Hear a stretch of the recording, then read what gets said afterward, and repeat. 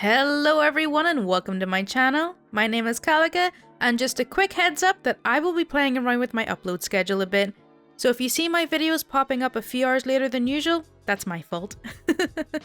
I will probably be starting around with 10 PM GMT.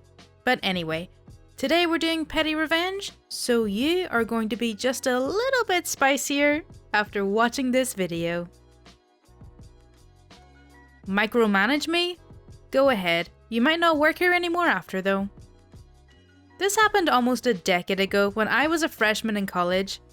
I was working closing shifts at a fast food restaurant with a giant M for its logo. I had made decent work friends with most of my co-workers and shift managers. However, there was one shift manager that no one liked. We'll call her Tracy. She was the least senior and thought she had better methods for closing than the regular closing managers. Tracy liked to make snide remarks about the other managers, and she was making life miserable for everyone by whining to the store manager. She was also lazy as heck. She was put on the closing rotation and we all couldn't stand her. She was always asking the regular employees how to do the manager-specific tasks and micromanaging our closing routine. Because Tracy couldn't leave well enough alone, we were always late getting out of there. We typically left the building at midnight with the good managers. We never left before 12:30 with Tracy. Store manager wasn't happy about that and told her she needed to get faster. One night she was scheduled with me and my co-worker Jane, pretty much my best friend at work, and we also went to the same college. Jane and I decided that we were fed up with her BS and would let her really feel the consequences of her management style. We agreed to work as slowly as possible and follow her idiotic methods like mopping the lobby from front door to the bathrooms and then walking over the newly mopped floor so we weren't dragging bathroom germs all over the lobby. We were there until almost 1 AM and still weren't done when Tracy told Jane and me to go ahead and leave. We left, and she stayed. Apparently she stayed for at least another hour or more trying to finish everything. Store manager was not happy with her. When I came in the next day, everyone was whispering about what happened to Tracy. I think she was transferred to a different store because I don't remember having to work with her again. But some of the managers who floated between stores still talked about her. Okay, one thing I will agree with Tracy about is not mopping the bathroom first. Cause yeah, bathroom germs. Maybe that's just me. Lock me out? Have fun waiting for your clothes to dry. This just happened.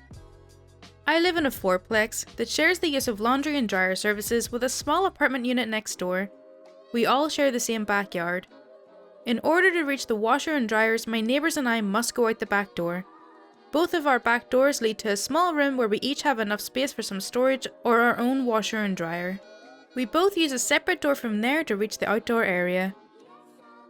The neighbours I share this area with have their own washer and dryer, but we, in our apartment, need to go out the back and use the community ones.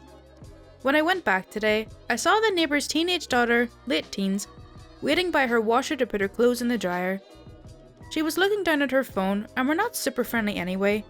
The whole family is pretty stuck up. I'm damned if I know why. So I just walk right by and exit out to the back. I know she saw me leave with my clothes, so she knew I was coming right back. Even so, she decides to lock me out. I understand why you lock doors for safety, but please, this little biznatch knew I was coming right back, which is why I didn't lock it to begin with, and decided to lock me out for it. Luckily the boyfriend was home and opened the door for me. So what did I decide to do? Those clothes she put in the dryer that she was obviously waiting on? She was gonna have to wait a little longer. I opened the door to their dryer and left it off so she would have to wait the whole 40 minutes again for her clothes. Hope she wasn't running late. You want to get Frappe all over me? Oops, it's all over the plushes you bought now. I'm a florist in a grocery store. It's the day after Valentine's Day. I'm reasonably freaking exhausted. I worked 50 hours this week. I got off at 9:30 last night and came back at 8 AM. There's nothing left but live plants, one kind of bouquet, daisy and sunflower, and some arrangements in vases until our delivery comes in tomorrow. A man comes up drinking a Frappe from the coffee chain with 2 plushes and 3 chocolate boxes in hand. He asks if we had single roses. I say I'm sorry, we're all out of roses until the truck comes in. He asks if we have half dozens. I again say, I'm sorry, we're completely out of roses until the truck comes in. We have some really lovely arrangements that come made up that are similar in price to a dozen roses though. He walks away. A few minutes later he comes back, shoves his Frappe towards me and says, "You have a trash can?" I say, "Sorry sir, the manager is actually emptying the trash can right now and we can't throw food out in it." He throws the Frappe at me. My co-worker was right behind me and she gets splashed too and yells, "What the hell?" Dude starts speed walking away towards the registers. I scream, "Sir, you forgot your cup." He yells back, "It's for your good customer service." I took the cup and walked up to the register and handed it to him. He threw it back at me again. So I slam it into the bag with the plushes he just bought, getting melty chocolate Frappe all over them. He complained to the manager about the lack of roses, and the manager said, "Well, it's the day after Valentine's Day." Then the manager asked why the man's drink was splattered on 2 employees, a counter, and a wall. Wow, what an absolute arse. Distracted driving? Enjoy paying your toll. Where I live, in Ontario, there's a highway, 407, that is tolled. It's not like the American-style toll booths. A camera snaps your picture and you get a bill in the mail, owned by a private company. The 407 is pretty expensive. A few kilometers trip can cost you $20, even more if you don't have a transponder. I was driving home a few weeks ago. Some a-hole was all over the road, slowing down and speeding up. As I was passing by, I looked and unsurprisingly, he was on his phone. I absolutely detest distracted drivers. Texting and driving is so selfish and dangerous, and is actually worse than drunk driving. I see these pieces of crap often, and they're very unpredictable. It makes driving much more stressful. Anyways, we were on the highway when the exit for the toll road was coming up. He was in the rightmost lane, and his lane exited to the 407. I noticed that he wasn't paying attention as we kept driving. All of a sudden, I see him look up and he's a bit surprised. I knew he wasn't planning on taking the toll route, as most people always cut across last minute at this exit. Behind me was a huge tractor trailer. I was driving right beside him. He couldn't change lanes because of this. I could have easily let off the brakes to let him cut across last second, but I continued my speed. I didn't intentionally speed up to block him. He would also be cutting across 3 lanes of traffic, which is also dangerous. We continued onto the toll route and I look over again. His face was in panic and defeated setting. The next exit was 4 kilometers away. He just got at least $20 added onto his trip. I absolutely hate people who look at their phones when they're driving. Now, don't get me wrong, I'm usually quite a relaxed person, but if I see anyone on their phone while they're driving, I instantly get angry and tense.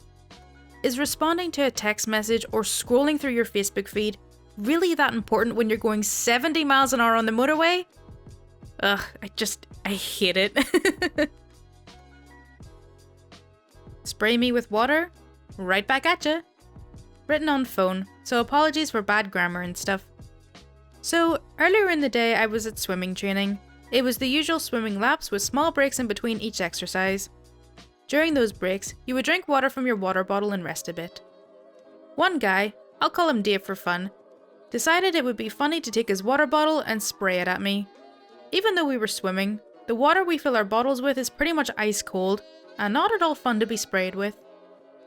So me, being a very petty person in general, goes up to the swim coach with my water bottle. I ask him if I can refill my already full water bottle. He unscrews the top and looks inside and tells me that it's already full and that I don't need to refill my water bottle. To which I immediately emptied my entire water bottle on poor Dave. The coach laughed, made me do 10 push-ups and then let me refill my water bottle. This may be very small and unbelievably petty, but I think it was pretty funny and it definitely earned me some cool kid points. Now that is an incredibly petty revenge. Dumping cold water on an already wet person? I would almost want to move it from petty revenge to harmless prank territory. Okay, so that's all for r/petty revenge. I really hope you did enjoy it. As always, if you do want to see more content like this, then please do subscribe. My Twitter, Discord, and Patreon links are in the description, and any support is greatly appreciated. Thank you so much for watching. Bye!